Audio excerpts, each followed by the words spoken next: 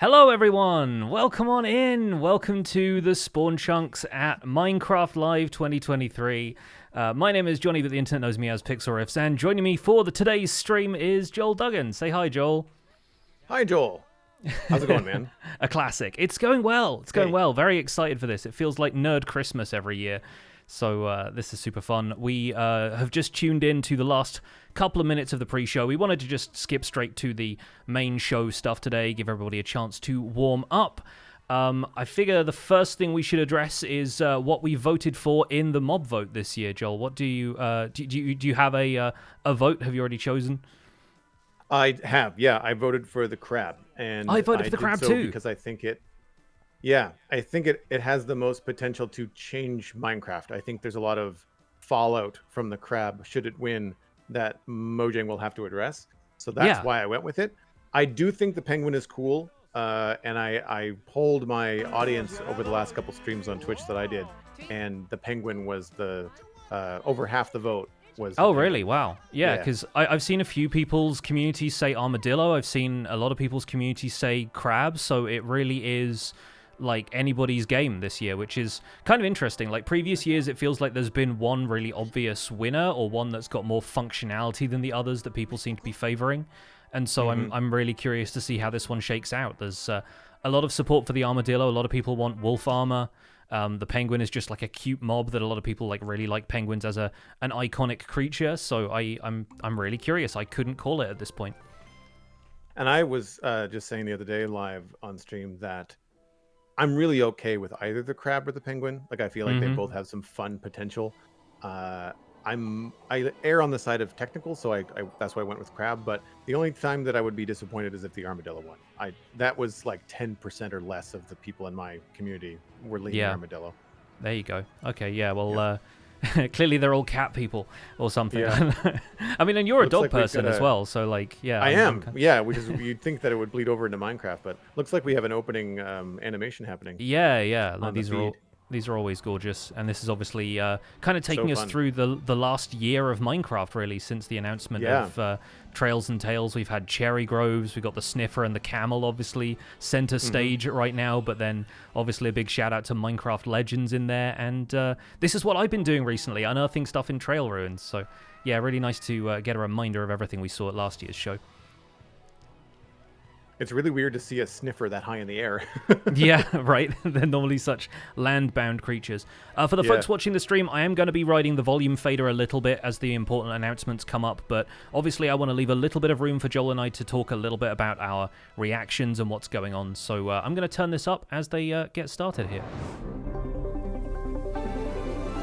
Hello and welcome to Minecraft Live 2023. All this stuff makes me wonder what I'm your the Minecraft host movie and is chief gonna... storyteller for Mojang Right? Studios, Lydia Winters.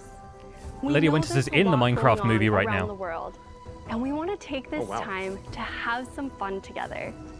Today, we jump into the game and celebrate all of you, our incredible community.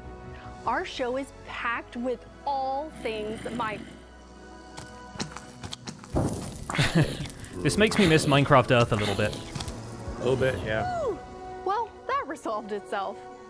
You'll find out about the next update, hear directly from our development teams, see some of your favorite creators, and we'll end with a special musical performance. It's going to be such a great time, and I can't wait to get started. So let's jump in.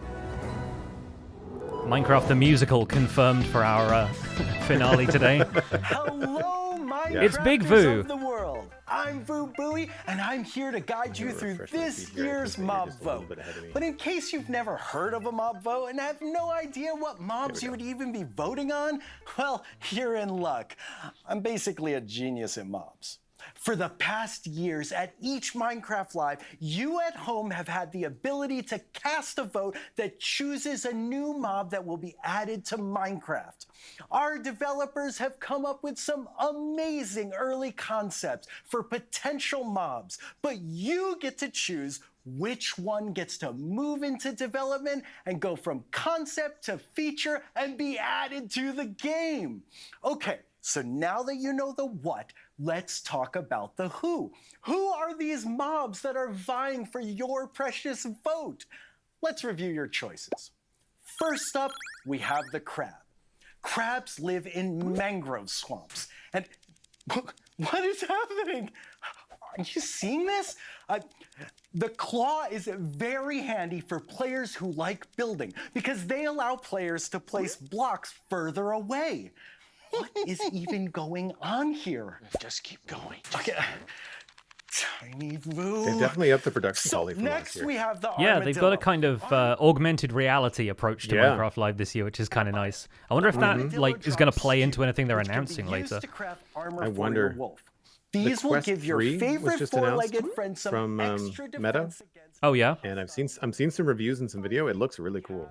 Quest 3, huh? I wonder. Although people thought that the ship, the sort of like staging area for the mob vote videos was going to indicate that these were all like ocean mobs and there was going to be a big ocean update and stuff. So sometimes they just like to do a bit, I guess. We'll see. Yeah. But there's a poll live in the chat right now about the mob votes, so place your votes and we'll see who wins from our community. I'm getting kind of distracted. Okay.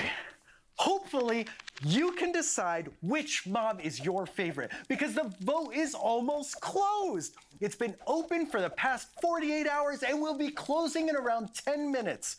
If you haven't voted yet, don't worry. It's so easy that even Does I the poll managed give to you do it just the before the runners show, up as well, or just the winner? which means it's pretty easy. The Twitch poll will give us the runners up, yeah.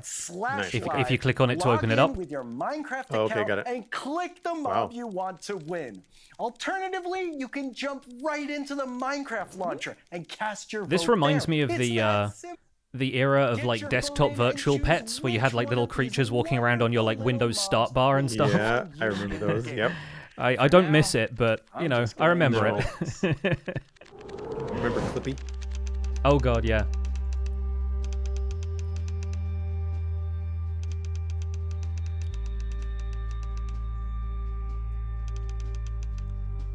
I'm really surprised the penguin is trailing in our little poll. Yeah, it's a popular choice in some folks' communities. But there's also, I think last year we had something close to 4 million votes in the mob vote. So I mean, this Yeah. community of like 500 or so people watching right now is not going to be No. necessarily a microcosm of the broader Yeah. Minecraft community. The thing that I've always been curious about is that when you see really big Minecraft influencers, you know, YouTube channels that have millions of followers, and they put out like a promotional video for the mob that they want in, kind of influencing their audience or attempting to influence their audience, and I don't know how I feel about that. You know, like I'd rather people kind of come in on their own accord and vote for what they feel would be fun for them. Yeah, I mean, there was, I guess, like a lot of discussion in previous years about people, like, quote-unquote, rigging the mob vote, and I kind of think that people are still going to vote based on whatever they want, you know what I mean? Like, if they think it'll make their favorite content creator happy, that's also a reason to vote if they were undecided before. And if they don't have a strong enough opinion, then all it does is encourage people to participate in the vote, which is still pretty legitimate when it's just, do you want a crab, a penguin, or an armadillo, you know? Yeah, I think at least that, you know, the more people that vote, the better. Like, just like as with anything, right? Yeah. And, like, you know, encouraging influencers to stay neutral is one thing, but also influencers sharing their opinions is not a bad thing necessarily. It's like, it's I don't think it's going to make too much of a difference in the grand scheme of things.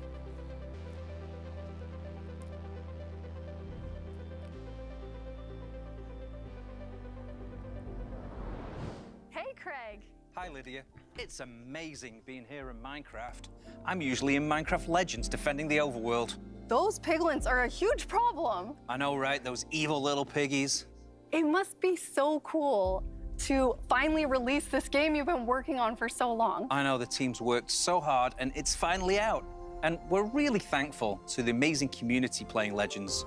We've been so happy that so many people have loved playing the game since it came out in April, but we did get some really great feedback. And so we've been listening to the community of, you know, what they really want. Perfect. So we took a step back. We've made some amazing changes, and we have some new things coming as well. I'm so excited about the new things. Oh, allays. Oh, the allays mean it's time for you to jump into the game. Well, let's go. So changes to Minecraft. Welcome to the beautiful Legends. and dangerous Yeah, a bit of a Legends world of update. Minecraft Legends.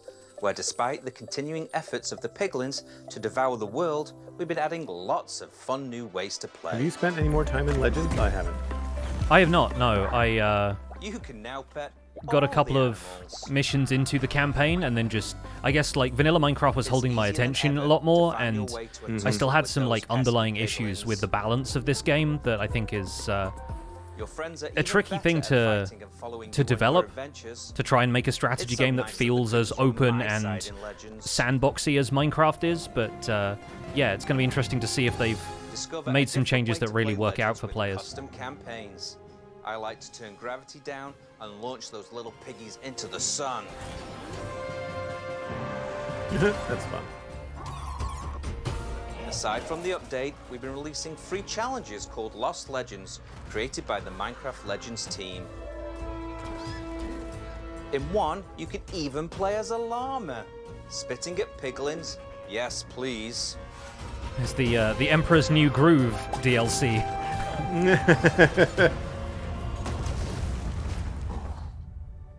Have I mentioned you can pet the animals? So cute!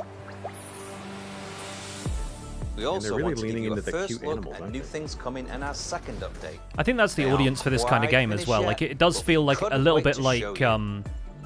in the same way that Dungeons was sort of an around the entry-level overworld with dungeon your new crawler, mount and Diablo-like friend, kind of game. the I feel like frog. Minecraft Legends is a very entry-level strategy game. It's like, it's bright, it's colorful and fun, and Very loud it doesn't piglin clanger takes involve the too stage. much unit management in a top-down way, because you're also in there running Alongside around a swinging your structure that sword, will right? blow So you away. it feels like it's aimed at maybe some younger players. But you'll be able to take them on with a brand new foe-turned friend, the witches. One who's new of course mob. equipped with Witches? lots of Yeah, they're adding potions. witches to the game, huh? And the Piglin Build Clanger witches' was the new cauldrons enemy. to share bubbly power with your other allies.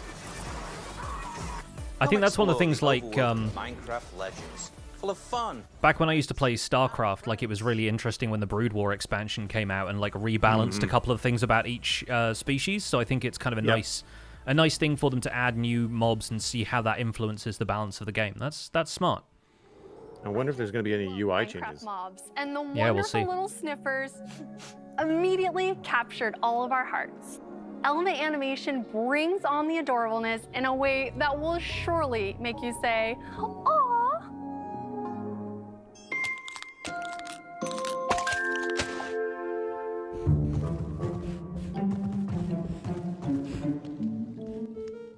Now, who in chat voted for the Sniffer in last year's mob vote? And who voted for the Rascal or the Tough Golem? Because I feel like we have definitely got one of the cuter mobs, at least the original mobs in this game, vastly improved by the addition of the Sniffer. Yes. Yeah, a lot of sniffers, it feels like. Sniffers and golems, it looks like. Yeah, I was really surprised there was not a golem in this year's mob vote. I was honestly expecting there to be a golem and for this to be the golem's year, you know? Because Team there was Golem. a golem in each. Yeah, there was a golem in each of the 2 years previous, right? Yeah, Copper Golem and then Tough Golem.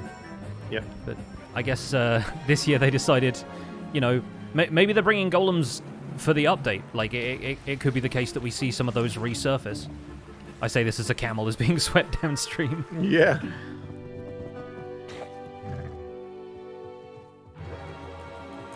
That would be pretty funny if you could wear squids as hats Yeah. with the tentacles coming down. That seems like an April Fool's update thing.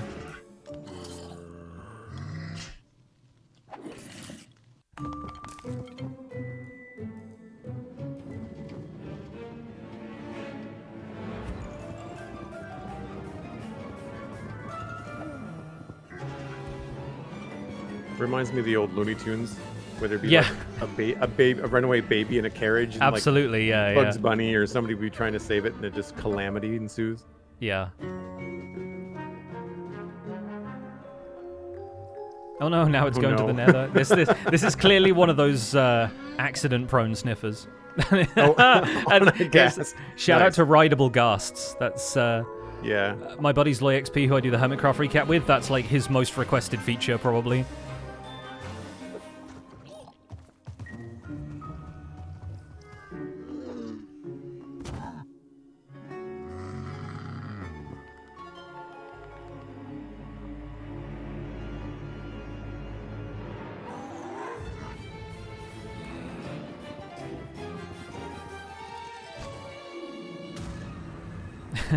Boy, am I glad ghasts aren't that big. It wasn't very loud for a ghast either. No, they clearly turned that one down. Hostile mob sounds down.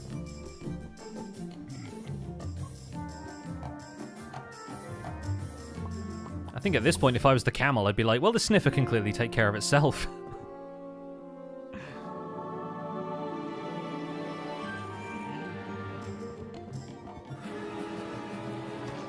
I was listening to Lydia when she introduced this, but all it was talking about the sniffer? The sniffer, and this is just like a collaboration with Element Animations, who I guess at this point are like the Minecraft animators. Like they're just one of the most popular studios out there for creating these kind of animatics.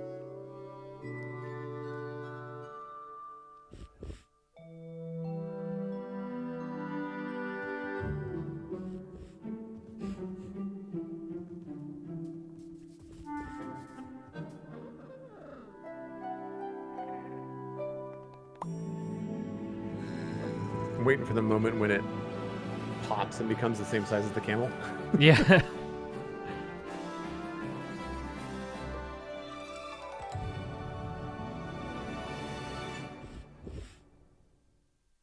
was cute.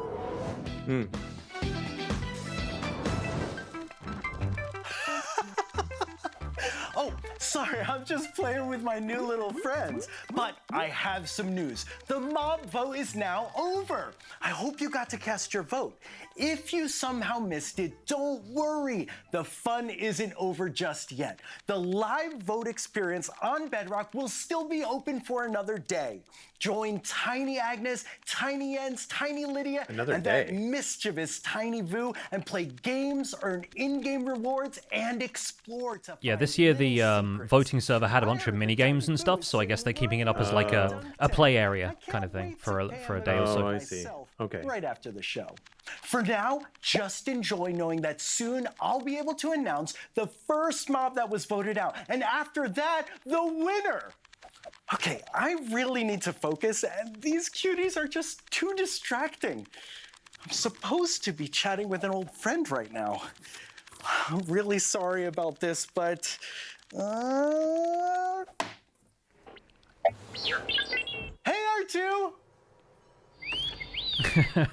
It's nice Who to knew see that you Vubuy and too. R2D2 were friends? I was hoping you'd tell our viewers all about the Minecraft Star Wars Path of the Jedi release. Some more Minecraft Marketplace stuff, probably? Yeah, Bedrock DLC. I guess I could explain the details. I do know that players will get to play as a Padawan and train to be a Jedi Knight, though, right? Yeah, that's what I thought. Players will get to battle monsters, duel with other Jedi, use the Force, and even... Whoa. Okay, hold on. Don't spoil the ending. Let them find out what happens when they join Yoda for a journey all on their own. No, it's okay, R2. You just got excited.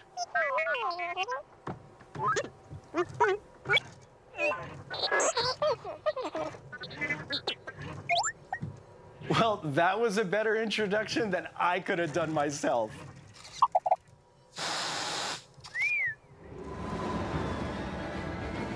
Wow. And the celebrity cameos this year. R2D2. What a get for Minecraft Live.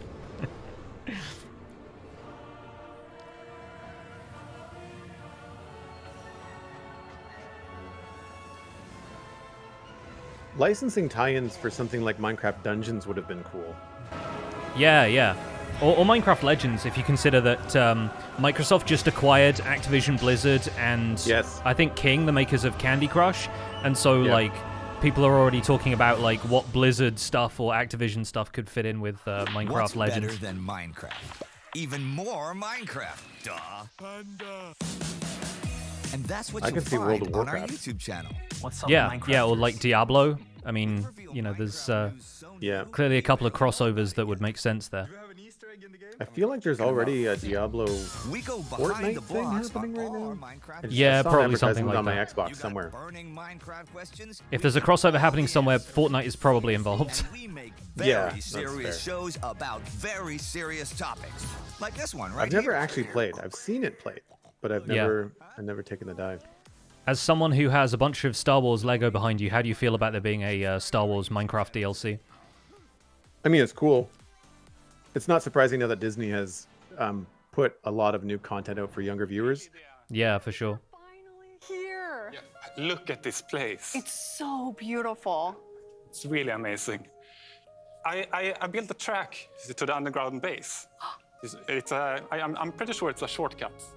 Okay, well, I mean, Agnes is supposed to be there. I need to meet her. So if you're sure it's a shortcut. Yeah.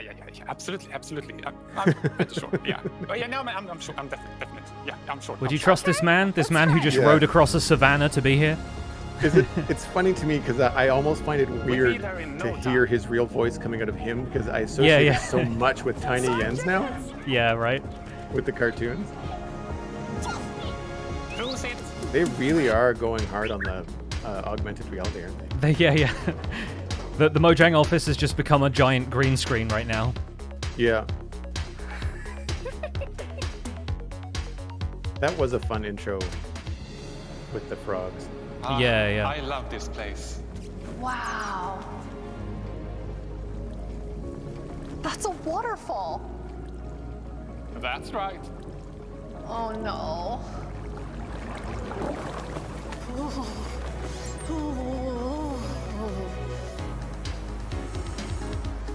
Don't worry. There's some powered rail ahead. Oh no.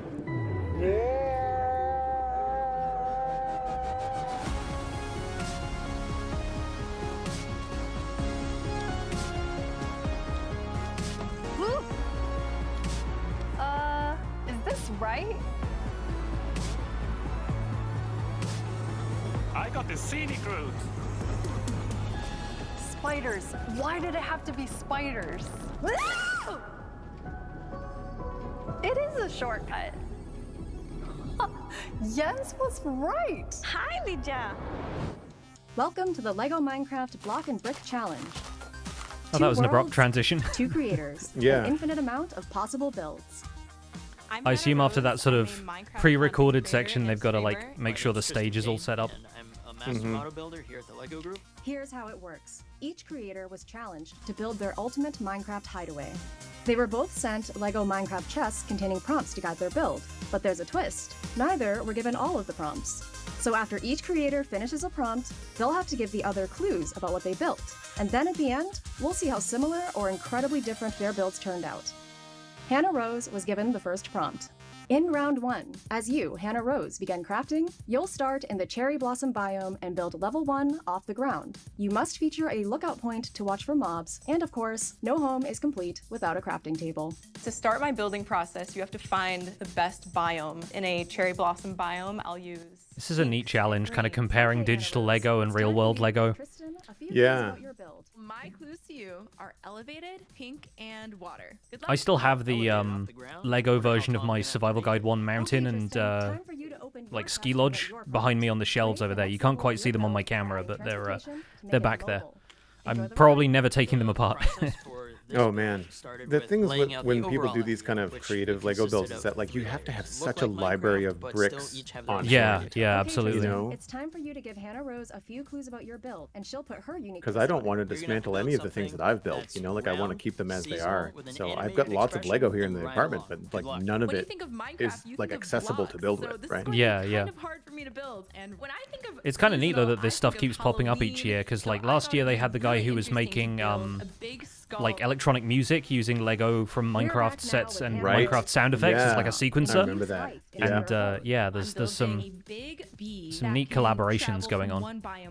There's some really cool things happening with Nintendo and Lego, and it would be cool if Minecraft and Lego did something that had some motion to it. You know, I'm thinking of things like a piranha plant that goes up and down in a pipe. So something, you know, the one that Lego has released doesn't actually move, but like you could do something like that with like a zombie on a track or mine carts that are like mechanically going around in a circle or something like that. Yeah, a couple of mechanism components in there. Cool. Wow. Yeah. How did you do all of this? I took movement literally. No way. Oh, there you go. Wow. My eyes are literally moving. That's Eyes so are moving. Cool. This is That's great. Cool. I tried to use your hints as much as I could, and it's here in the front door. You can actually go inside. Yep. Now let me show you what I made. That's awesome. Is that a giant bee? That is a giant bee and a giant skull. With smoke coming out of it? Animated expression and seasonal. Oh, wow. And you even got a little cottage under here? Yeah, the cottage. It's kind of fun with like the bright pink flowery cottage and then the giant skull on top of it. So Mhm, it's yeah. kind of an interesting combo, right? Now that I we've feel seen like what our creators the can pink do, that you get we from hope you're Cherrywood inspired to think goes of really well for that kind of like alt goth aesthetic that people get, where it's like it can be black and white, but it can also be black and pink. I feel like a lot of people built like goth Barbie houses almost. All right, here's our mob vote update. Okay. Jeff, could you please very gently bring this to Tiny Boo? He needs to set them free again. Well, that's solved for now. And we have the results for the mob with the least amount of votes. So many of you voted this year, and so many of you joined our live server event to cast those votes. But the mob who received the least amount of those votes is the penguin. But there we go. don't feel too bad for the penguin. Remember, our little frog friends didn't win the vote either, but they still managed to hop their way into the game. That's a good point too. We still I have forgot the two frogs didn't amazing win. mobs left. It is really nice that they're bringing that stuff up, because that's been a concern a lot of players have had, is that like mobs from previous votes haven't returned. Frogs did, but they were part of the swamp biome, and that's like a whole separate update. So it is nice that they're acknowledging, you know, it could happen in future instead of just dodging the question, you know? At heart, I'm an artist, and the opportunity to share my art with But yeah, I'm really surprised that the penguin went out, but then I think it was probably going to be between the crab and the armadillo for me, so I guess in retrospect it's not too surprising. Yeah. I was inspired to start creating, seeing things that other people were making for the marketplace. I would build anything that I could imagine, whether it was dragons or palaces or cathedrals. ผมได้มีโอกาสได้เล่นแมปฟรีหนึ่งชื่อว่าบูมจากเกมหมดวันครับหลังจากที่เล่นแล้ว Minha primeira construção não foi muito bonita, devo dizer, mas depois disso eu consegui melhorar bastante. My absolute favorite piece of content that I made was Pendulum. My favorite piece of content is called Spell Rune. It's a spell crafting experience that uses the new scripting API to just do complete magic. My favorite piece of content is my monster hoodie. It was the first time that I'd done any animation, so it was really nice to have something that I was quite pleased with at the end of it. ผมชอบแมป Minimal Furniture ครับจุดเด่นของแบบนี้พวกเราเน้นไปที่เรื่องของทัศนียภาพของแมป Foi o Refúgio of the Dragons, dos primeiros grandes projetos do Florut. Muitos dragões, modelos e tudo mais. It has gotta be my Uwu skin pack. It's a bundle of color and silliness, everything I want to see in Minecraft. My favorite piece of content's more of a grouping. It's about all of the projects we've done for Crafty, which is one of our YouTube channels. My favorite piece of content was a skin I made myself of the Zulu. The Zulu is a community from South Africa. They are well known all over the world for being great warriors and great hunters. It definitely has to be mobsable. It's one of our latest releases in the Minecraft marketplace. It allows you to morph into mobs. You know, I'm so steeped in Java Minecraft and just kind of building my own thing on the Citadel. I very easily forget like just how much creativity there is when people are able to code inside of Minecraft and like create all these add-ons and marketplace downloads and all that kind of stuff. Like it's wild what people make. And the flexibility of it as well, all of the like remodeling and stuff that goes into some of it, like really transforms Minecraft into a different game. Yeah, the dragons were awesome. You were looking for a furniture mod recently. I think you need to get in touch with these creators. I was looking at that, yeah. To learn their tools and don't give up. Yes, the scale that some of these folks build on is huge. Yeah, a lot of this is Bedrock though, right?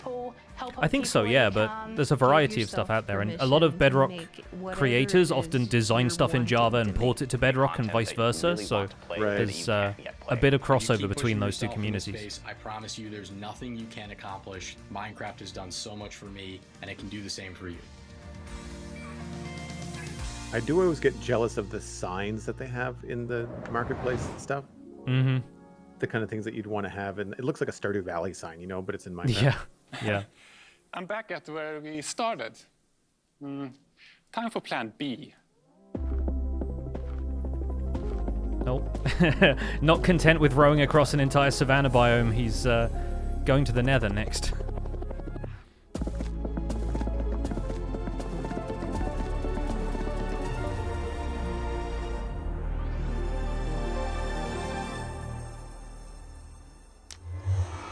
Perfect.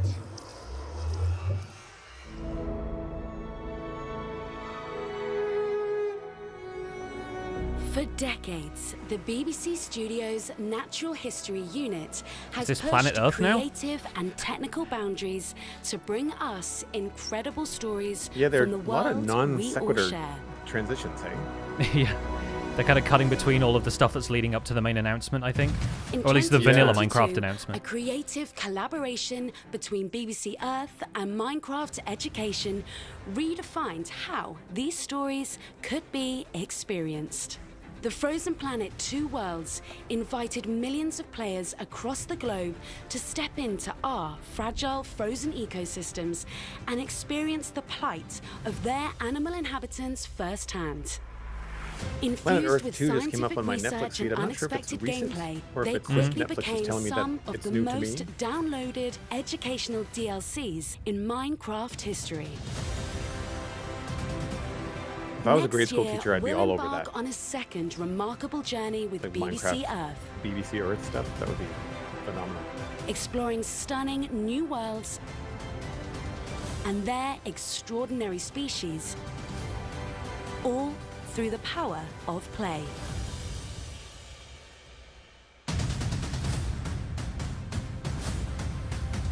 Planet Earth 3.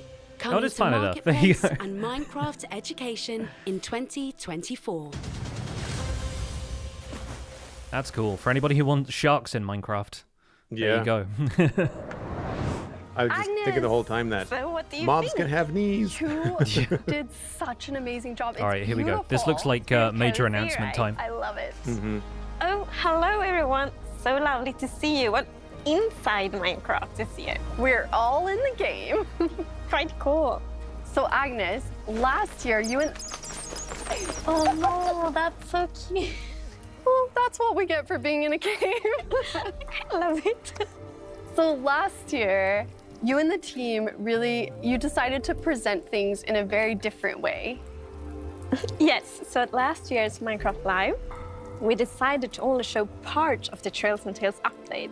And then throughout the development process, we could announce more features like archaeology, the armor trims, cherry blossoms. Yes, and the very precious cherry blossoms. And we actually really liked that because it enabled us to be creative and we could collaborate with the community. And we also saw a lot of excitement in the community throughout the full development process, which we thought was beautiful. So we want to do the same approach this year as well. I really love that change. So what's the Minecraft game team up to? Well, we're actually doing quite many things. So for example, we have some amazing developers working on tools for us to make our development process more efficient and more joyful. Oh, that's so good. It is. I'm very, very thankful for that.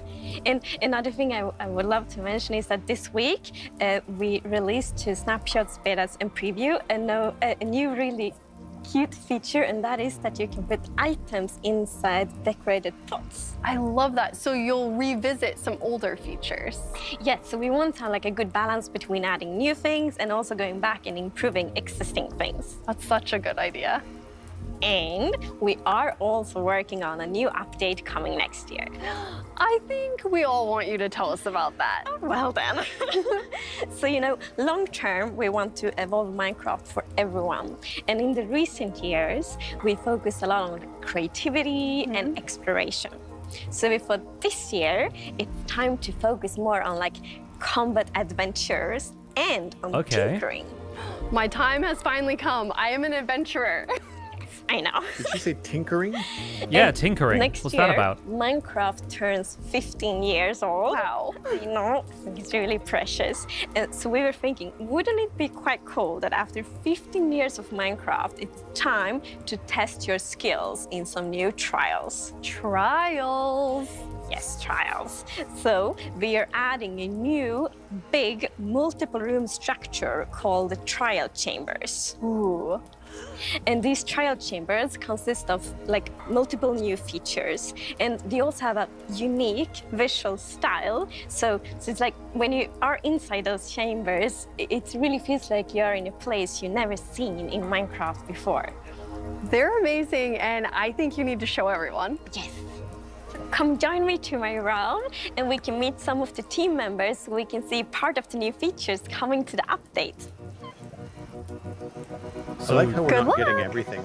This is going to be the start of what they're going to be showing us over the next 6 months or so, right? Yeah, it's kind of the same approach as last year, except... Oh, wait, hang on. Is this it? I see you found something rather epic here. There's new blocks in there. I've been digging around I figured it would be. and I found a trial chamber. Lovely! A big part of this update is that we really want to add new adventures for our more combat-loving players. And the chambers certainly include some exciting challenges. So, what we're looking at here in the center of everything... Some new copper blocks. New copper blocks, absolutely. Corridor. New deep slate blocks. That's if they're deep slate, but it looks like they're deep slate. It looks like deep slate, the yeah. The corridor leads to different rooms, and it can lead to supply chests. You can find things that'll challenge you, but... New lamps? Also things that'll help you. The decorated pots are in there as well. The chambers are new structures that are combined of lots of different rooms. They are procedurally generated, so there is a lot of variation. And it's so fun because each time we playtested, it felt like finding a new chamber. It was exciting each time. So there is a lot of replayability. Feels like a fun way to use the system that they use for archaeology. Follow me.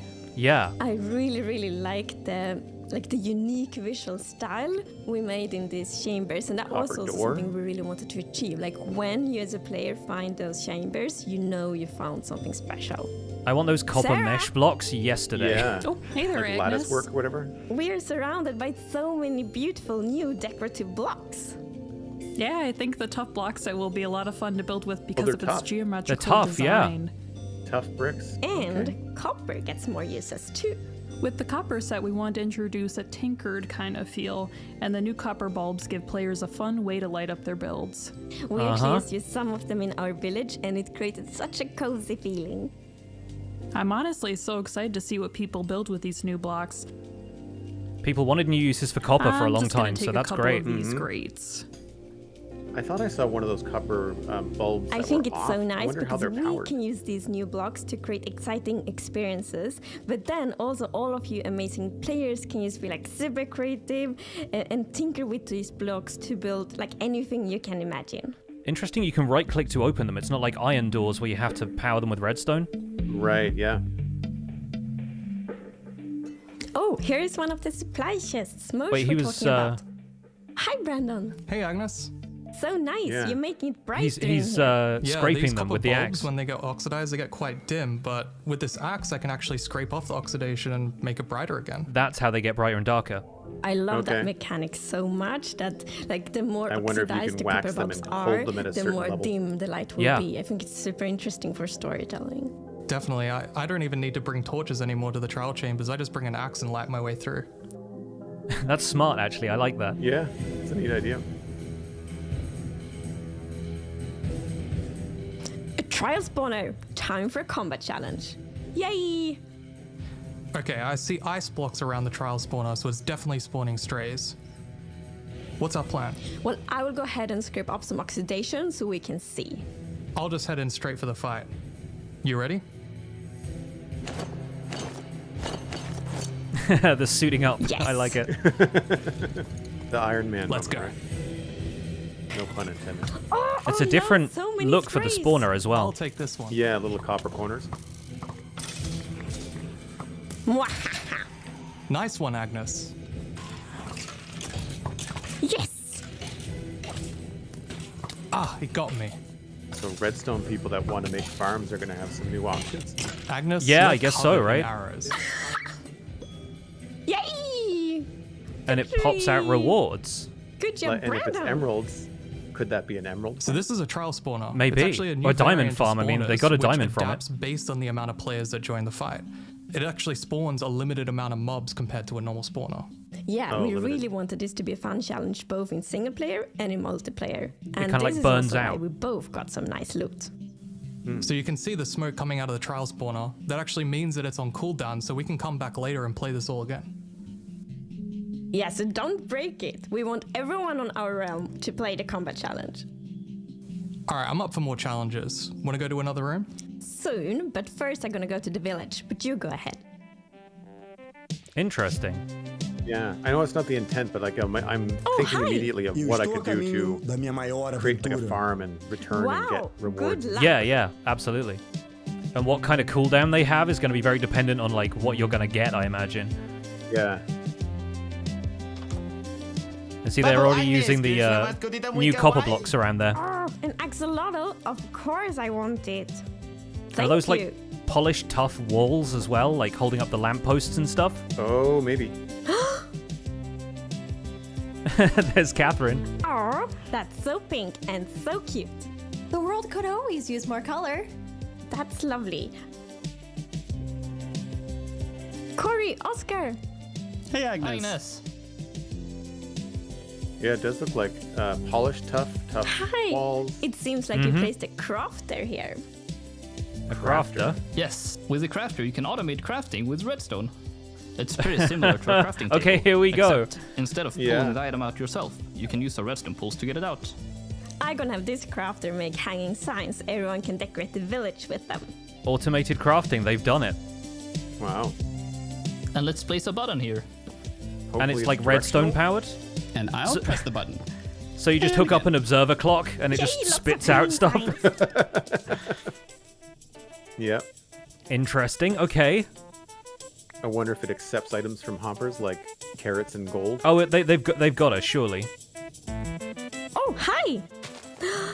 빨리 내 키보다 더 쑥쑥 커졌으면 좋겠어요. I hope so too. Wow, you've been busy. Yes, Yeah, the I've been tough building bricks an are really automated interesting sword looking. They've got a dark crafter, edge but around instead of pressing a button, it just keeps on crafting instantly. See, they've got the the auto crafting already set up. Look at that. We used the new toggleable slots to make sure that the hoppers place Oh, yeah, items there's the where we hoppers. want them. Yep. And yeah, Oh, you can click to disable the slots, so it's always going to make the same recipe if the items go in the right order, I guess. Man, that is a fresh way to craft stuff, isn't it? Yeah, the right? crafter is so precious because you can both do these like really advanced contraptions, but it's also very welcoming. So we hope that it will be delightful to use both for like redstone beginners and redstone experts. This like Rube Goldberg machine they've got running the thing. Before you head out, make sure to grab some armor. Oh, thank you. Yeah, that's perfect. We're about to head down to the trial chambers. Woohoo!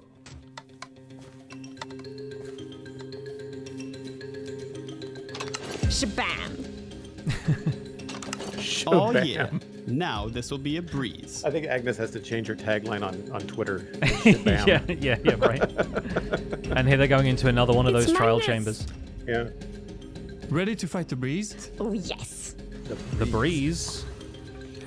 I'll let them take care of that. Oh, hello. The breeze is a playful, hostile mob that jumps around and uses wind to provide a combat encounter unlike any other in Minecraft. It's like a wind elemental blaze. I just got hit by the wind charge. A burst of energy from the breeze.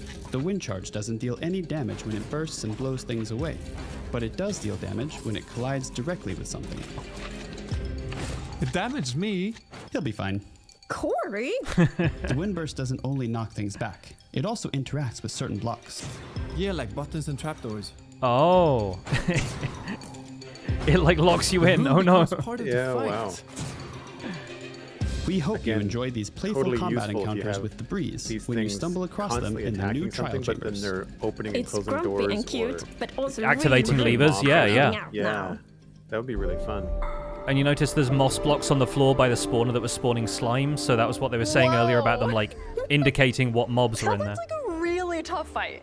It was. It's a fun cosplay. Yeah, that's I just pretty loved cool. seeing all of you play Classic. together on the That's realm a good and like Halloween letting costume everyone if you get want to be in more of normal the clothes, but you want to be yeah, just Minecraft arrows attached to you. I love that. The thing with this they're gone. update is Wow. that, of course, it's fun in single player, but we have also put a lot of effort in ensuring it's very fun in multiplayer too. I can't wait to play with all of my friends. And the trial chambers. The first time I saw them, my mind was blown. Yes, like I love the unique visual style we created with like the new decorative blocks, and also we just showed like a few of the rooms. So I'm really looking forward to like when all of you get to explore the trial chambers and find all the things we didn't show. There's a room that I love so much, and I can't wait for everyone to like finally get to see it. When I saw the trial spawner, it took me back, like the nostalgia of the first time I found a spawner. It's so cool to see that in a completely new way. Well, that's so lovely to hear, because it's actually really intentional, because, you know, with the 15-year anniversary coming up next year, it felt so good that, like, the main thing with the update, the trial chambers, they are actually a nod to a very classic feature, the monster rooms. And what do you think the community is going to do with the crafter? I can't even imagine. No, like, I just very, very much looking forward to seeing it. Like, everything from, like, the more basic contraptions to the super complex one and everything in between.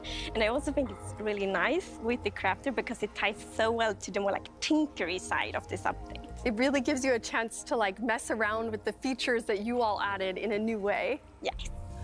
And we cannot forget a very grumpy new mob, the Breeze. Yes, this little whirlwind with the most like epic eyebrows ever. However, don't let it fool you, because it's actually quite challenging to fight it. And what I like really love with fighting the Breeze is that since it activates contraptions in the room, like a dispenser shooting arrows, for example, it means that it's not only fighting the Breeze, because the environment becomes part of the fight as well, which is like it's a complete new kind of combat challenge. And it's very playful, and I really like that. It is playful. It's playful combat, which I really love. And very precious. I know I'm not the only one, but like, when can we play it? Well, actually, quite soon. So the features we've shown today will come to betas, previews, and snapshots in the coming weeks. And then, just like last year, we will announce some more features throughout the development process. Nice. Okay, so we're getting more. That's great. We need to head to the Cherry Grove. Yes. Do you remember how long it was before they released a snapshot for Perfect the idea. Trails and Tales? I think it was by the end of the month. Like, I'm pretty sure it was like, if not the same week as Minecraft Live, then the week after. All right, here we go. Mob vote. Fancy envelope with the name of the winning mob of this year's mob vote. I have to say, this year we've been amazed by the massive participation in the mob vote. We've never had so many votes. Your passion and energy inspire us to keep building. Okay, so I can't wait to see who it is. Let's get right to it, because no one wants to wait for these kinds of things, which reminds me of a story. It all started back when I was just a young boy. Oh, sorry. So unprofessional. Tiny Gens. Hey, I'm in the middle of Minecraft Live. No, I know. I'm just telling this super relevant story. It sets the scene. No, I understand. Okay. I don't want to keep... Okay, got it. Sorry, wrong number. So, the winning mob. Yes, soon to join Minecraft, the winning mob for the 2023 Minecraft Live mob vote is... the Armadillo! There we go. Really? Wow. I called it. People love wolf armor. Yeah. For what purpose? I'm so excited to see that little cutie in the game. It's hard to believe, but next year is the 15th anniversary of Minecraft. It's going to be a year full of fun and surprises. The We'll parrot in the celebrate background, all of you in the pulling community focus. as we journey through the past, present, and look to the future of Minecraft. There are lots of exciting things to look forward to in 2024. The animated environment behind For her is years, really neat. we've you know? loved really seeing cool, the yeah. Minecraft community create parodies of their favorite music. It's always been a wish of ours to see an artist take their own song and turn it into a Minecraft parody. Today, that wish comes true. I'm excited to welcome a Minecraft player who also happens to be an incredible musician, Alec Benjamin. This night is cold, got my pickaxe in my hand as I walk away. Got my compass and my flint and steel. This is self-parody. I guess. I don't know who he is, so. Not familiar either. No.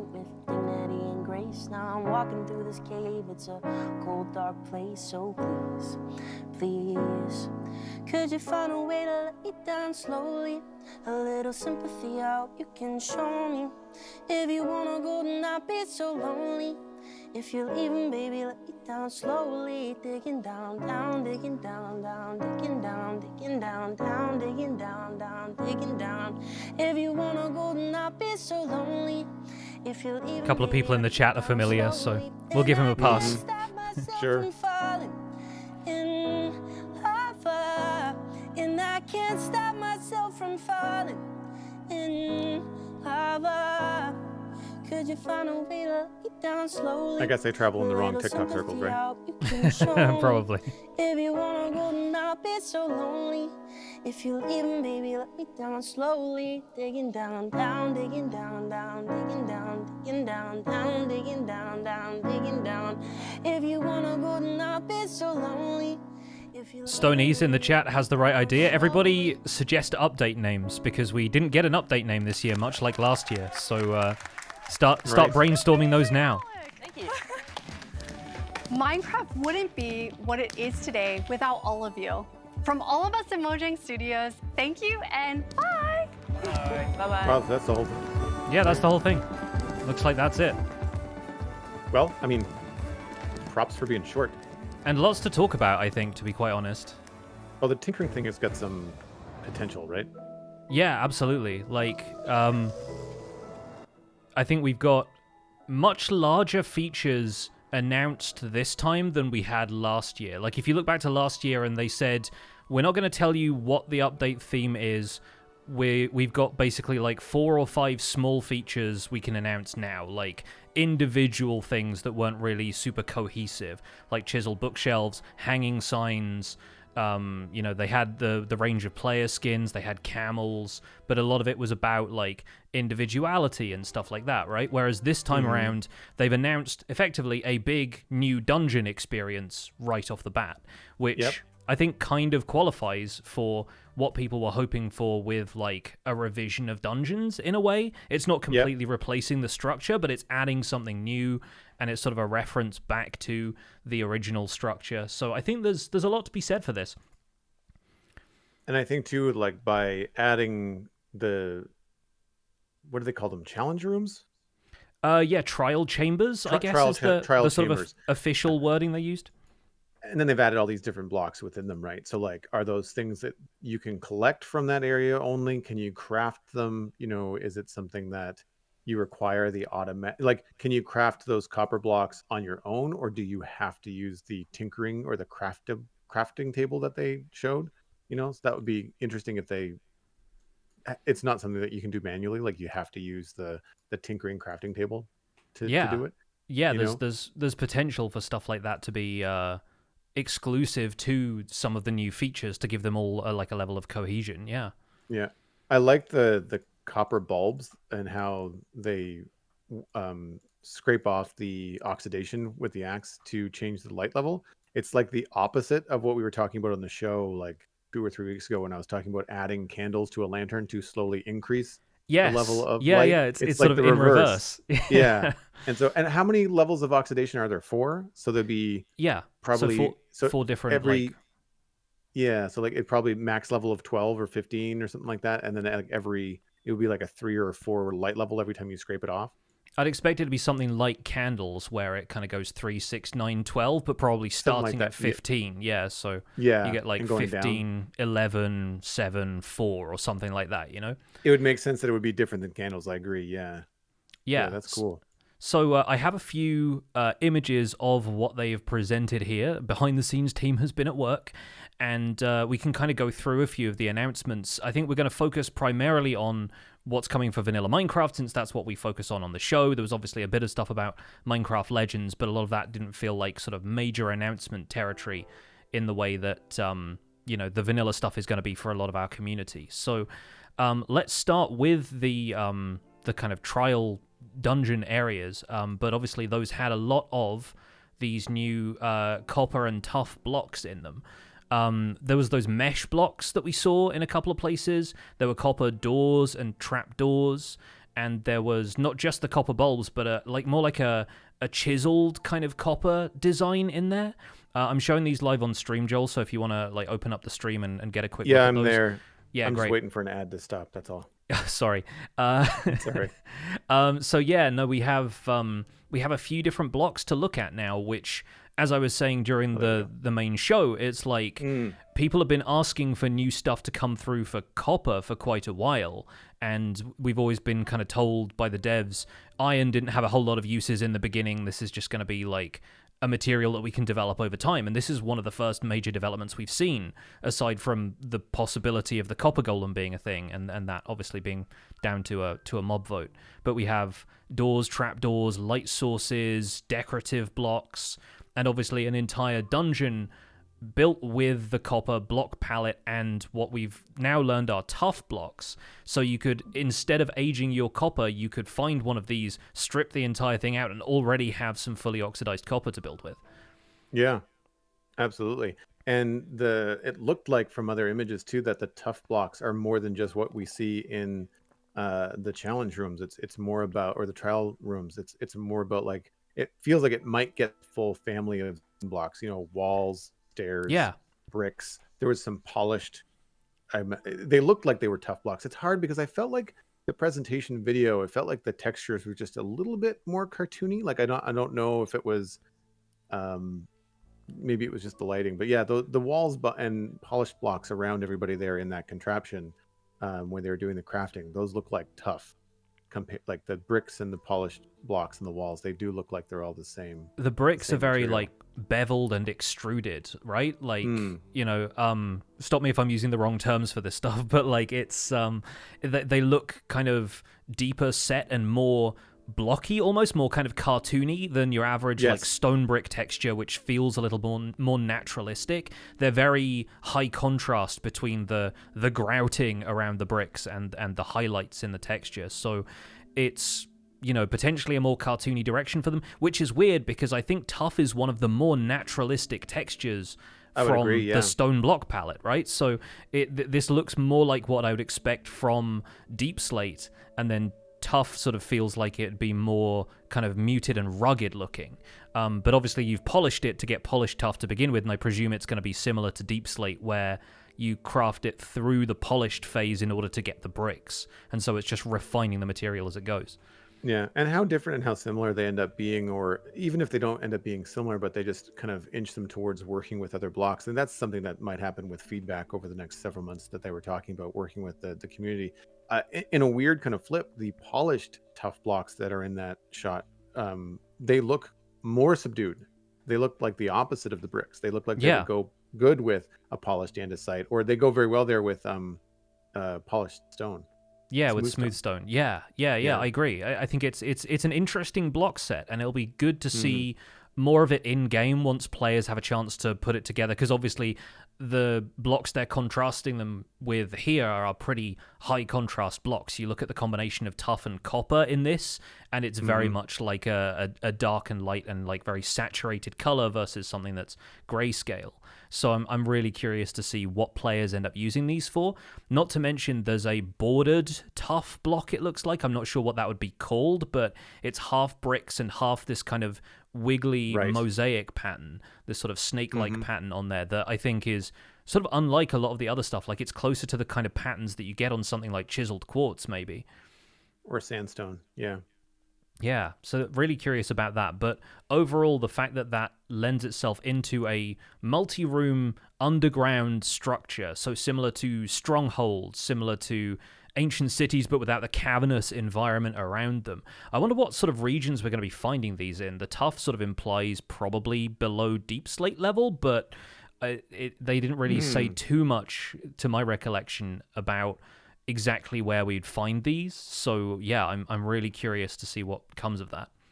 I would say you're probably right, because when you think about the dungeons and the abandoned mine shafts and the archaeological digs that we now find, those are usually in the stone level of digging under the earth in Minecraft, right? Yeah. Whereas Deep Slate level is a little bit more empty. Like you might see a dripstone cave, you might see an abandoned mine shaft, but I think that adding these in the deeper, darker places of the world makes sense from a palette sort of vibe, but also makes sense from a gameplay perspective, having more that you could potentially run going around through levels, because you don't want that to get monotonous, right? Yeah, absolutely. And there's a few things in here that will keep it from getting monotonous, like not least the fact that the spawners can be different each time. And the ones that they had pop up in their demonstration video, you saw ones that were spawning strays. They kind of highlighted that, and they said the ice blocks around that are a note to the player that this is the challenge you're going to get. But then we saw one with moss blocks around it that was spawning slime. We saw them fighting the new mob, the Breeze, in one of those rooms. And you've got things like copper bulbs in the walls and maybe different approaches to this. So, like, you can run in, light up the area quickly, and you're likely to get fewer spawns, or you can kind of control the challenge a little bit more. And they mentioned in that segment that because they spotted the ice blocks around the spawner, they knew what was coming. But I didn't see that because of how dark it was in the video. Yeah, you can I can see it now when I look at your screenshot, and you can just barely tell that there's ice there. So, I mean, definitely the first thing to do is light these things up, because then you're going to get a hint as to what might be coming. Yeah, and I did resist brightening the screenshot on the left here, just so you can kind of see the darkness of it. And that, I think, also highlights the difference between how much lighting the copper bulbs are going to give you when they're fully oxidized versus brand new. There's going to be a lot of range there. But yeah, these trial spawners seem like they're going to be able to give players rewards. Right now it's emeralds and diamonds popping out of there, but then they said there's going to be a cooldown, right? So the thing burns itself out, spawns a limited number of mobs, the lights seem to shut off once you've defeated that challenge, and it resets over time so that another player can come in and play it. Which I think is smart, because if it's giving away stuff that you don't necessarily want players to farm, like if this thing spat out diamonds at the rate that a regular spawner spits out skeletons, it's not really it's gonna ruin the fun of mining for diamonds, or the challenge, I guess, of acquiring diamonds if people don't find that so fun.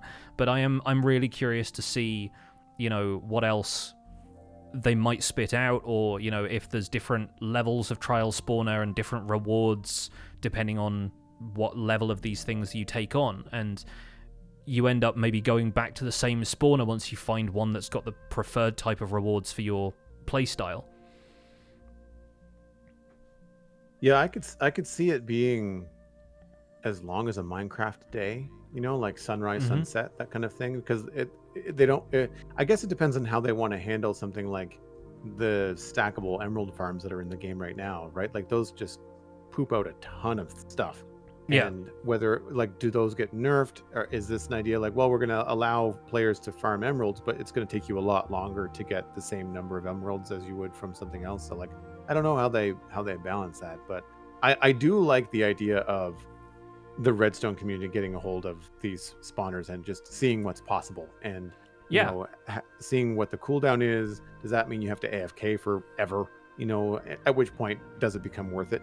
In that way, or is it something that is, or does it become like a team effort? Like, does it remember that you were the player that activated it, so a different player could then come along and activate it before you could? Because that would be interesting, because then you could still quote unquote AFK, but like each person on a server would have to take a turn. You're like in minecarts, kind of coming back and forth to it or something. Like, yeah, I can see that being a thing. Like a carousel. Yeah.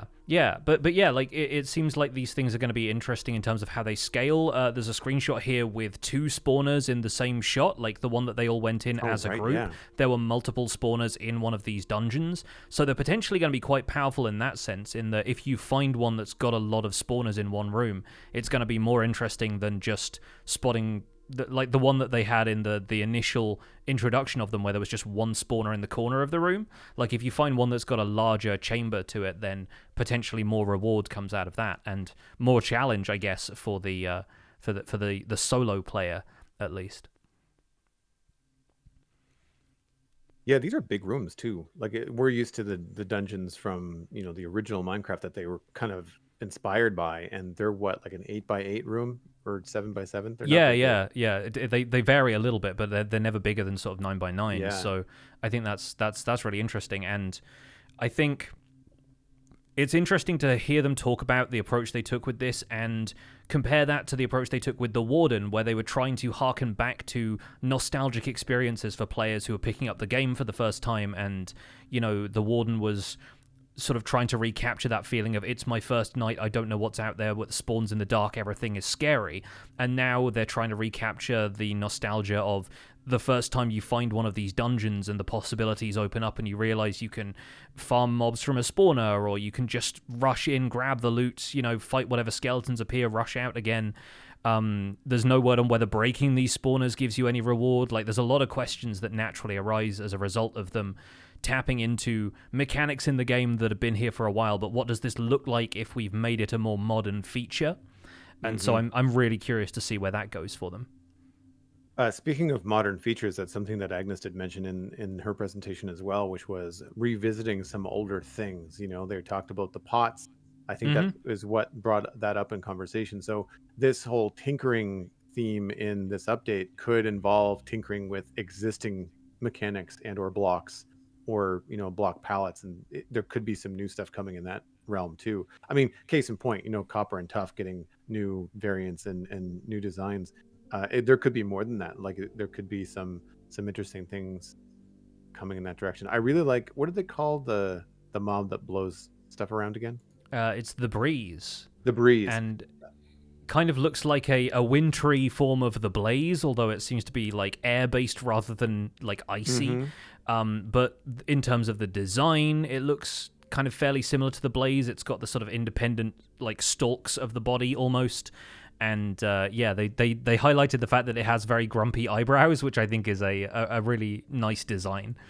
Yeah, and they have, like you mentioned, those kind of like rods or legs that are kind of around them. So when you kill a Blaze and you get a Blaze rod, it kind of makes sense, right? But if you end up killing a Breeze, if it drops something, is that a new kind of rod?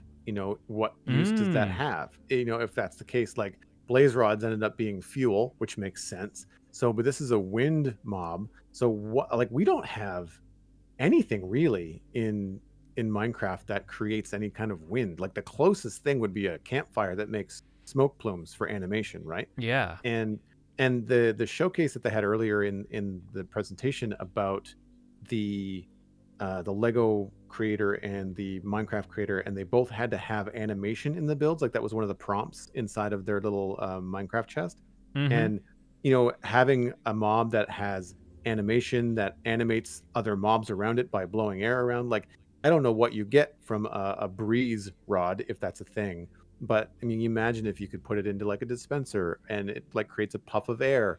You could move stuff around. Just like the ideas of like mini games and like really fun ways to do stuff that are maybe not the most practical, but are just more enjoyable. Like you can imagine having a bunch of cats that you could like blow up in the air, like a little cat piano or something like that. Stuff like that would just be fun, right?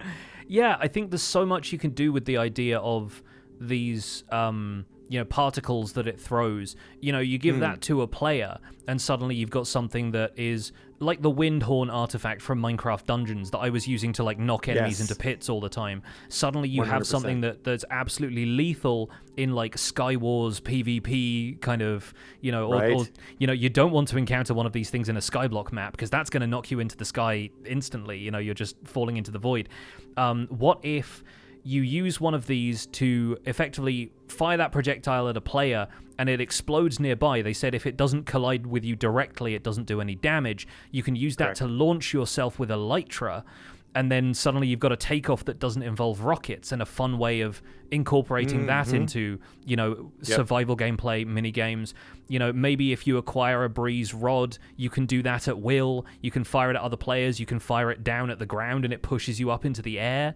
There are so many different applications for just introducing a mechanic like this alone that I think the breeze could end up being way more important than anybody realizes at first glance. Yeah, if they go down that road, that could be a lot of fun. It reminds me of any kind of boost track that you run over in like Mario Kart, or if you play the Hot Wheels expansions on Forza, where like there's like a little blue arrow on the ground, and if you hit it, it like rockets you forward at like 200 miles an hour for a brief amount of time. It's that kind of a thing where like you imagine if you had something like this in your base, where you step on a pressure plate, a dispenser hits you with a breeze of some sort, and you just basically get shot out into the air, and that's your like Iron Man takeoff point from your Minecraft base. Like, I feel like the tinkering part is going to end up being a lot more prevalent than people may realize. I think there's going to be a lot of potential for people that are redstone inclined or contraption inclined to have a lot of fun with features like this.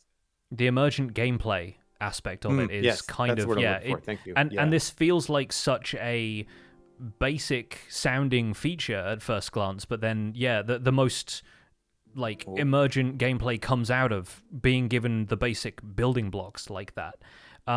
Before we get away from talking about the breeze, Christina Marie 1 in the chat pointed out something we haven't touched on yet, that it can activate the environment around you. So we saw those particles, we saw the particles opening and closing trapdoors, flicking levers.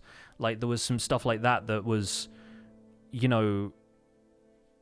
it has interactions with redstone already, much less anything else that you want to do with it with the movement mechanics. Like you can do so much with that, I think. Do we still have you, Joel? You're back now, but for the last 2 minutes you were all robot, and I couldn't understand anything you were saying.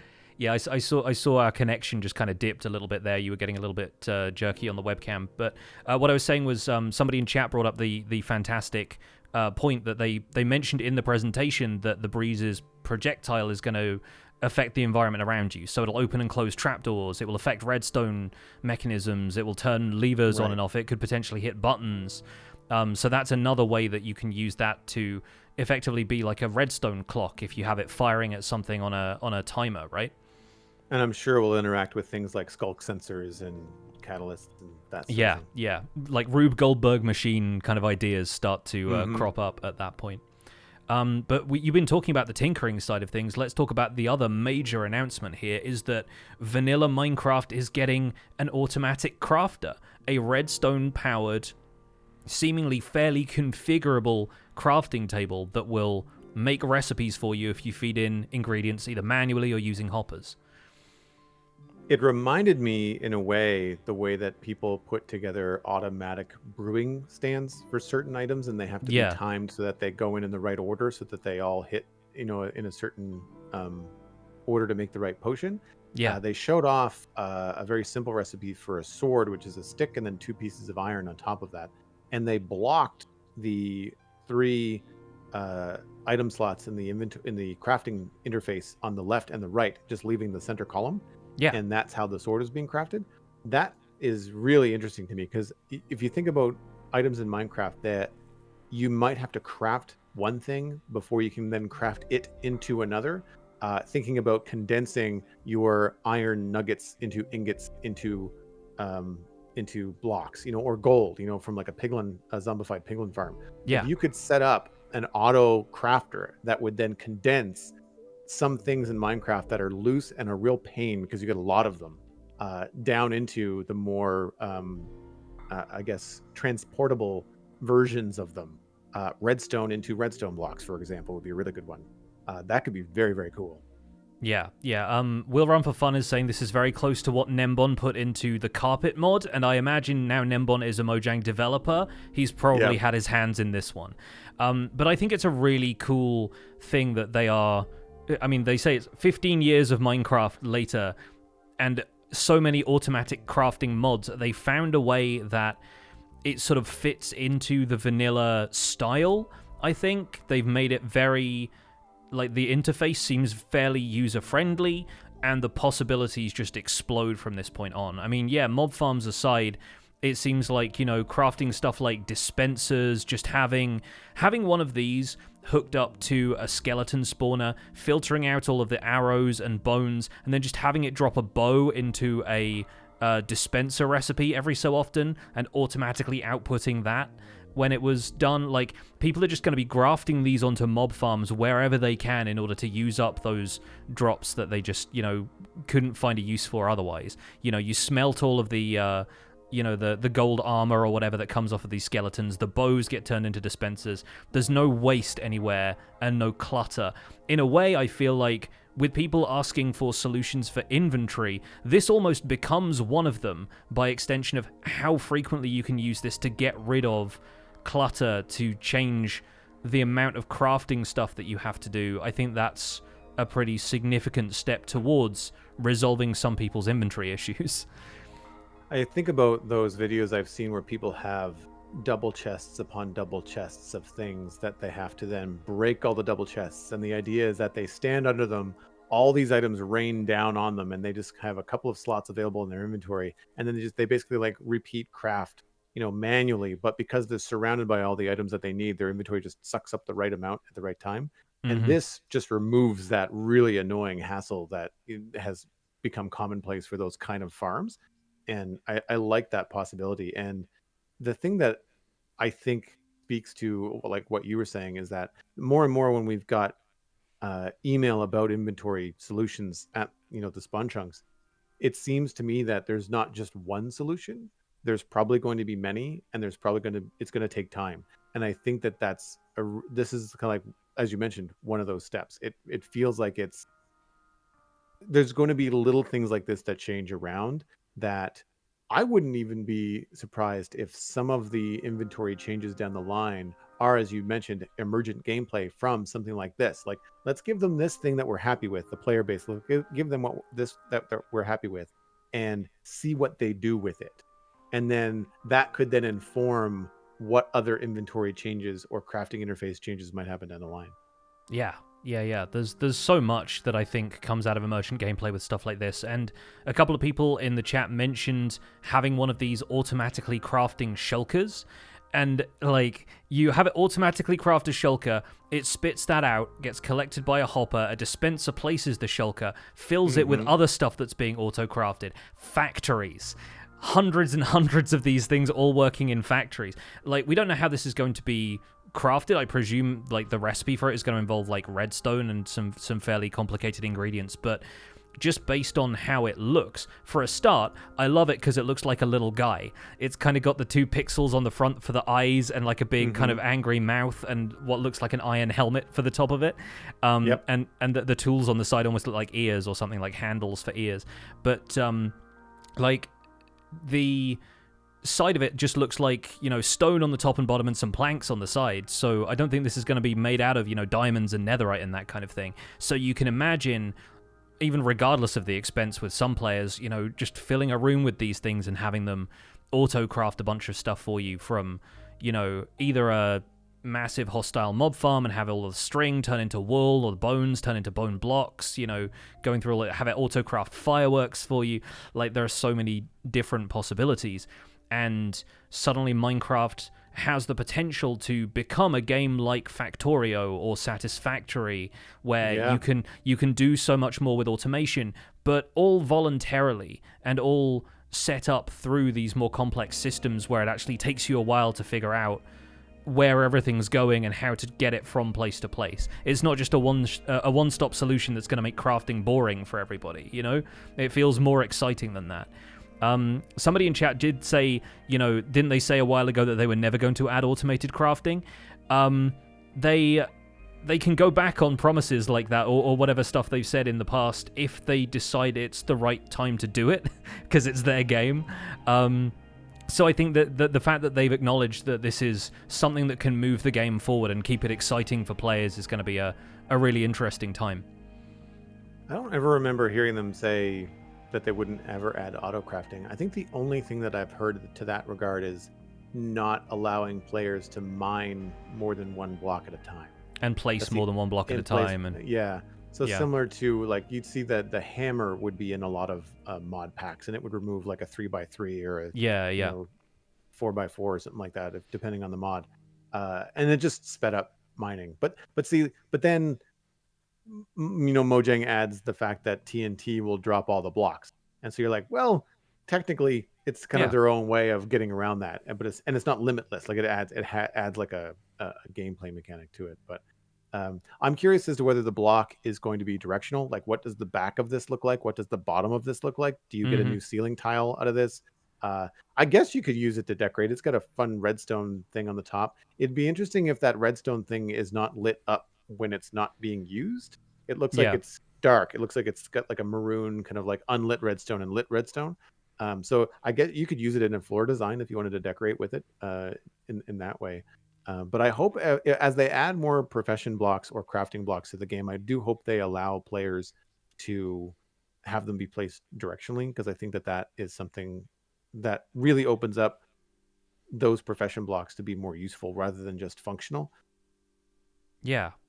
I'm trying to get a couple of different angles on it from the other screenshots that I have here, but I got one where they had the automated setup, and that reminded me that even though I joked about putting a like an observer clock on it, so it just outputs like 60 items every second or whatever, but of course it's bottlenecked slightly by the speed that hoppers can feed items into the interface, right? Which is like it's like 2.5 per second, or like 1 every 0.4 seconds. So even then, maybe you feed it a bone, it spits out 3 bone meal, and you can do multiple things of bone meal per second. It's still not going to be as fast as all that.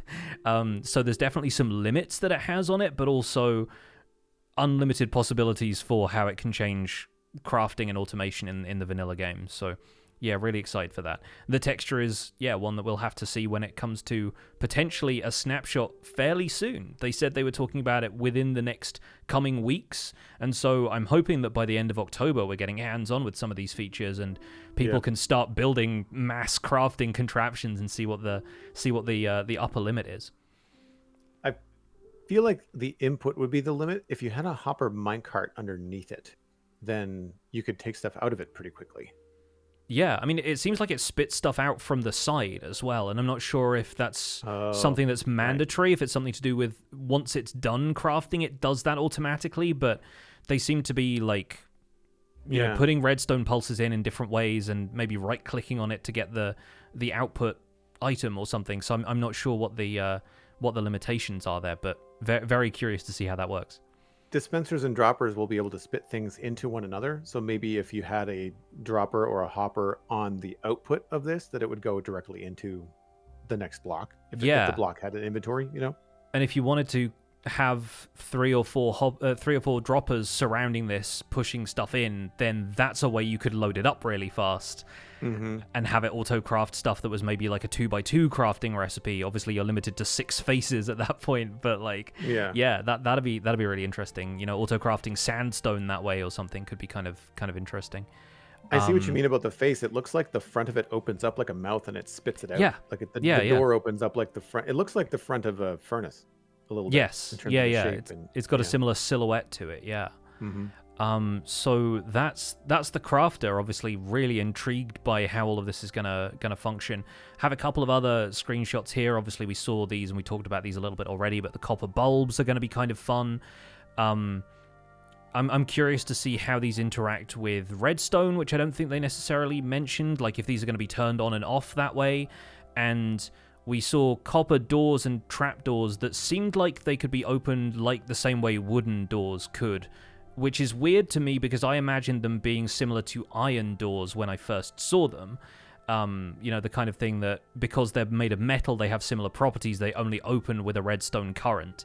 But it seemed like the player in the video was just right-clicking on it with an axe, so I assume that you can just walk through a door that way. Yeah, I mean, it looked like it was pretty straightforward. And it just dawned on me, seeing the copper bulbs with the tough bricks, what the difference is. It's the grout. The grout on the tough bricks is on the top. and on a regular stone brick, it's on the bottom. So it's laid differently It's laid differently.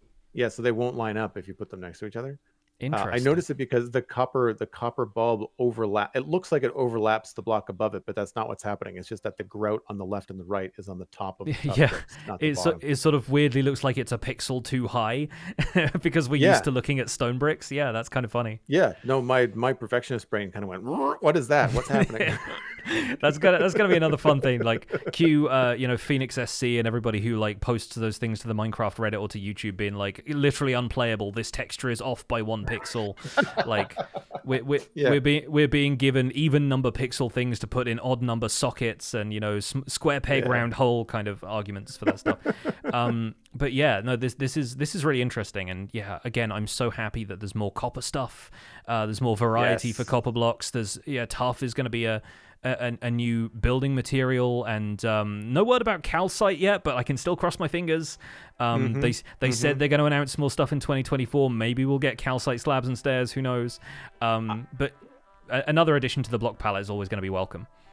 Yeah, and I feel like the thing that you have to remind players too is that if you do add something to the copper block palette, that suggests there's 4 different texture variations of that thing, right? So if those textured grate or lattice work that you liked in the trailer there, that would come in oxidized, like semi-oxidized, and like they go all down the line. So there'd be the fully oxidized, the unoxidized, and then the 2 in between. I believe we even saw some of the fully oxidized ones elsewhere in the same dungeon they were exploring. So yeah, that confirms that absolutely 100%. Right. So that's great because they looked like the kind of things that would be like church windows or like any kind of like reinforced copper wall or window that you might want to put in. And I would imagine it would look really cool if you layered them with glass. Like you could have that as the front and then a glass block behind it, and that could create kind of an interesting effect. I'm always curious about how different transparent or semi-transparent blocks in Minecraft layer and how that, how they complement one another if that happens. Yeah, curious. I'm just looking forward to building with them. I already have several ideas for totally. Enhancing that factory aesthetic as well. Like I feel like the scaffold that we have right now feels very like it's made of what it looks like it's made out of, bamboo and string. And so I think those adding a more industrial feel to the factory builds that everybody will inevitably be making now that the crafter is in the game. Catwalks. Yeah, like that kind of like whatever it is, like reinforced steel kind of stuff. Like you can imagine people's imaginations taking them all sorts of places. Yeah, like cue any like action movie where there's a fight in a factory and there's always some sort of metal suspended catwalk that falls or explodes or somebody hangs from it, that kind of thing. It reminds me of the blocks that they put into the April Fool's update when there was that moon base that expanded out, and there were blocks that they apparently, when I was streaming this with Ulraf and the gang, they initially wanted to make out of copper, that if you walked on them, they like broke apart, basically. They were kind of unstable, like grill blocks almost. Right. And those would appear in those sort of expanding, self-building moon bases, and then the idea became drip leaf apparently, because it meant that the block didn't get destroyed, it just like tilted down and then back up again. And so those grills seem like a way of keeping the aesthetics of stuff like that without having the mechanical component necessarily of them breaking apart when you walk on them. But yeah, really, really excited for an expanded copper building palette. I guess we also need to address the fact that the Armadillo is our winner for the mob vote, which personally, as the two of us voting for the crab, I expect we're somewhat disappointed, but I am not surprised, because I said all along the contingent of the fan base that really wants something interesting to happen with wolves, dogs, whatever you refer to them as in-game, and I stand by my previous statements that the community should now push for wolf armor to be trimmable so you can give your dogs cute sweaters. Because at that point I might be into it just for the aesthetics. Personally, I have no real intention of using wolves or wolf armor in-game other than to demonstrate that it exists at some stage, because I just don't bother with wolves for like combat purposes, and I don't like having pets hanging around like running under my feet while I'm trying to do something.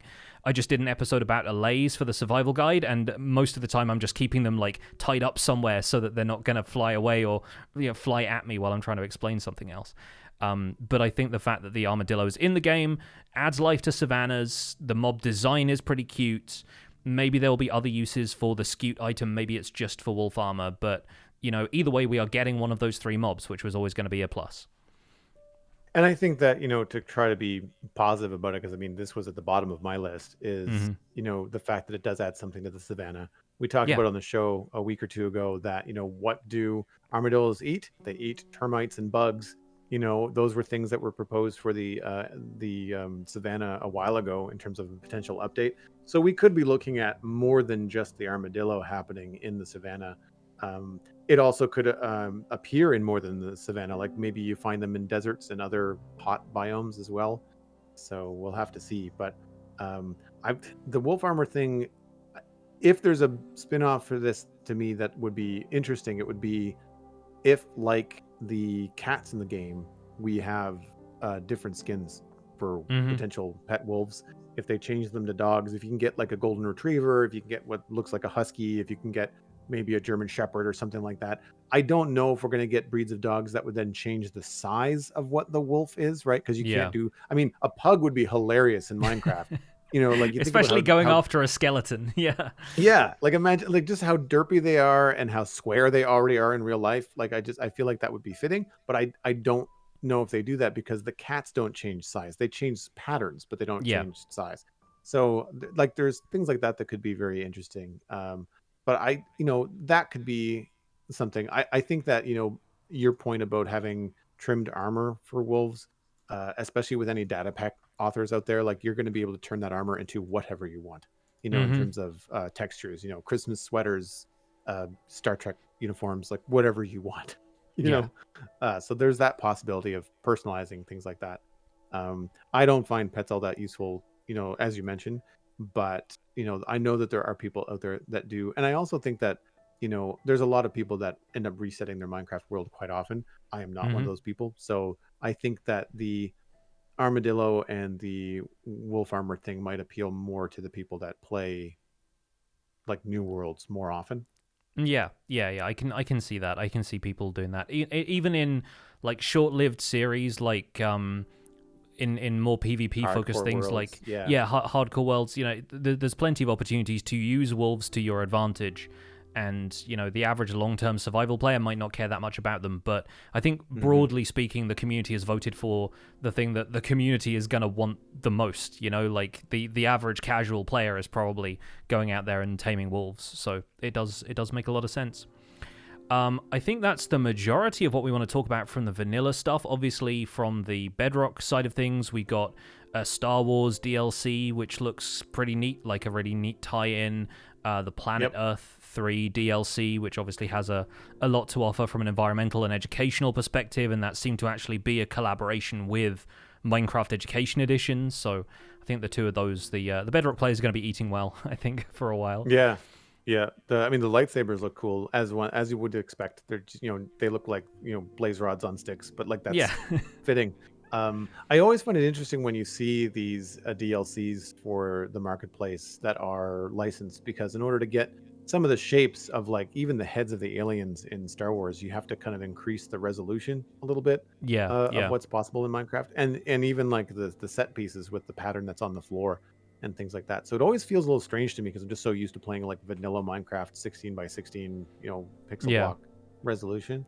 But that opening shot that they had of the Jedi Temple was really cool. Like that, they definitely have the iconic shape of that down. Like it definitely feels like a Star Wars vibe. Yeah, and the thing that stunned me about the Planet Earth DLC was the landscapes. Like they've obviously got some very talented landscape builders to come in and do what they can with the existing Minecraft block palette, and then obviously putting these creatures, which are much more complicated block models, it looks like, or at least the textures make them look very complex compared to your standard Minecraft mob. But yeah, like you were saying, there's mobs with knees, like at last, the Ankles anatomy. even. Yeah, and sharks and stuff like that, like the kind of stuff that players have wanted in Minecraft for a while, but obviously they're getting them through a more environmentalist lens. That's kind of a neat twist on that, I suppose. And that in turn could inspire, someone might see the way that a wolf is constructed or the way that a bison or a buffalo is constructed in the Planet Earth 3 DLC, and then go on to do a mod or something like that. We saw some mod highlights or some DLC highlights from people that had made dragons and a bunch of other fantastical creatures. And the block models were like blocky enough to look like they were Minecraft, but they had more functionality. I think there was a player riding a dragon at some point. And so like that kind of stuff, I mean, you got to get inspiration for that somewhere. And if assets like this in Planet Earth, 3, or as you mentioned, like even just the landscapes, providing inspiration for people that go and take a look at the DLC and then go into their own worlds and then create their own stuff or create their own marketplace thing, right? Yeah. One last thing to cover, I think, from the main show, and that's just a bit of Minecraft Legends news for anybody out there in the community who's still playing that, because I know Joel and I are not really. But it seems like we were saying during the show, they've made some effort to expand the a variety of mobs that are in the game. There's a frog in there. There's some witches that are part of the good team. So like mobs from the overworld are all part of your squad in Minecraft Legends, and so you're fighting alongside creepers and pillagers and that kind of stuff. And witches being there as a maybe a healing unit, splashing potions on you and that kind of thing seems like a smart addition. They also mentioned that they have been working on a few updates that maybe people who dropped the game immediately were less familiar with, but they've made improvements to pathfinding, added features that allow you to like pet the cute animals, and just kind of tweaked a few things, added a bit more customization for the campaigns. So after you're done playing the campaign mode, you can play it in a more sandboxy way, where you can either turn the piglins up to 11 and have the most challenging combat ever thrown at you, or you can turn them all the way off if you want to and just have fun exploring the world and building with the tools that are given to you. So at least they've expanded the possibilities with that game. It's still not necessarily the kind of experience I want from Minecraft at this stage, but it seems more configurable and player-friendly than it was at launch. Yeah, as someone that spent a lot of time playing RTS games like StarCraft, I feel like the big hurdle for me with Minecraft Legends was the UI and the mobs not responding the way that I felt that they should in a game like that, especially if it was going to be competitive. And I had the most fun playing with friends. So I think that's it. The multiplayer was far and above the single player experience, or even not even PvP, but like even co-op streams. Like you and I did like a co-op thing where we played together against the piglins, and that was more enjoyable than just me. I think the game definitely where it lacks in your control of individual units and things like that as a single player, if you can don roles, like one person can gather materials, the other person can go to attack, or if you're both on attack, I can handle the golems and you could handle the witches or something like that, right? I think that it helps when you divide and conquer to have it be more fun. But as a single player experience, it didn't have the same it didn't scratch the same itch that an RTS did for me. And I realize it's maybe not meant to be like a full RTS in that way, but like you, not necessarily my top tier Minecraft experience. I think I'm more of a purist at heart when it comes to things like that. Yeah. One other thing that kind of surprised me about this show was that they didn't mention anything about Minecraft Dungeons, which obviously we've covered on the show already, was effectively sunset a short while ago. There was an article on Minecraft.net saying, it's been a great run, but we've basically ceased development on it. It's still going to be available to play, and all of the DLC is out, and it's basically just going to be the game that you've got right now is the last iteration of the game, and it's like, it's done, and we're moving on to other projects from here. But I think it would have been nice if they'd wanted to squeeze in something else just to have a quick nod to all of the effort that went into that game, because I still have a lot of nostalgia feelings for that game. I still had a lot of fun with it, but either way, it seems like that has run its course, and it's good to know that the team is still at Mojang and working on new experiences. And I think that any lessons learned from Minecraft Dungeons that they can bring into either Legends or the vanilla Minecraft game is going to be good, because I really liked my time in Dungeons. I never beat it or did any of the real DLC, but what I did play and when I have returned to it briefly, it's always fun. It's always a great visual experience, and I think that I want to say, like, the animation, the character, the whimsy in dungeons is something I really hope they bring to vanilla Minecraft. And I think a little bit of that you might even see in the Breeze. Like the Breeze just kind of has a very different approach. It has a dungeon crawler mob vibe to it. It's the kind of thing that it would be a bloodier situation in something like Diablo 3, right? Or Diablo 4. What's the current one? Is it 4? It's 4 is the newest one. It is 4. Yeah. So, but like it would be a much different visual experience, but it's the kind of mechanic that you could see happening in a game like that, or Minecraft dungeons for that matter. And I think that that's important too. That there could be some inspiration still to come to Minecraft from Minecraft Dungeons. Yeah, there was a whole DLC, the Howling Peaks DLC, was based around a lot of like wind mechanics. Right. There was a mob called the Wind Caller, I think, that was more of like an Illager style mob, but it had a lot of the same kind of, I think, interaction with the player that the Breeze has. So yeah, like it just kind of reskinned and made something a little closer to a Blaze for fitting in with the vanilla Minecraft aesthetic. I think that's pretty smart. Be a fun head to wear too if you get a head drop from the Breeze. Yeah, with the big eyebrows, angry eyebrows, and just yeah, very very good for Gandalf cosplay or something like that. Oh, there you go. the eyebrows extend past the brim of his hat, as he's described. Right, I think that's more or less everything that we can cover from the live show, everything that's been announced today, but I expect some more details will be trickling out here and there. There'll probably be a big recap article on Minecraft.net that we can dig into at some stage, if not today, then maybe tomorrow, and tomorrow for us is our recording of the Spawn Chunks podcast. So if you're not aware, if you're new to my stream or if you just kind of browsed over, Joel and I do a podcast called the Spawn Chunks. It comes out every Monday and it's all about Minecraft. So every week we cover Minecraft news, get into a bit of discussion, answer some listener email, and generally just chat for an hour and a half about this game that we love. So if that sounds interesting to you, you can check it out at thespawnchunks.com or anywhere you find podcasts. We're on Spotify, Google Podcasts, YouTube, Apple Podcasts. You can find us basically anywhere. You can also find us on Twitter, Instagram, and on Patreon if you feel like supporting the show at patreon.com/thespawnchunks as well. But that is going to be it until we get to chat all about it tomorrow. Unless you have any other parting thoughts, Joel? No, I think that it's the kind of thing where you get all this information in 1 hour or less, and you kind of need to sit with it, and then tomorrow I think that we'll have even more to say as we kind of stew on the new things that we've learned. Absolutely. Let it digest for a little bit, and then let's see what we think of it in the morning. I'm going to send you folks over to somebody else who's streaming Minecraft right now, or has probably just finished watching Minecraft Live 2023. So if you want to continue watching Minecraft, I'm going to send you over to Martin in the Littlewoods, who's a good friend of ours, and we can drop you off with him. But thank you all so much for being here, and this will be up on the Spawn Chunks YouTube channel as a VOD 24 hours after the stream, so if you want to watch that, you can check that out tomorrow along with the upload of tomorrow's podcast.